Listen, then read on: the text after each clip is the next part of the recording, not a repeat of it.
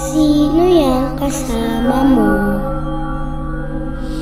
Sino yang kasama mo? Sa tingin ko po nakakatakot po yung movie na Pagpag dahil bukod sa nakakatakot, nakakakilig din dahil sa cuteness at ganda at sobrang galing mag-act ng Love of My Life ko si Catherine Bernardo.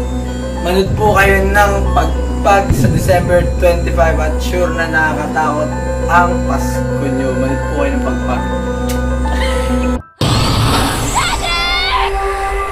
Sino yang kasama mo? Hindi ka kasi nagpagpag.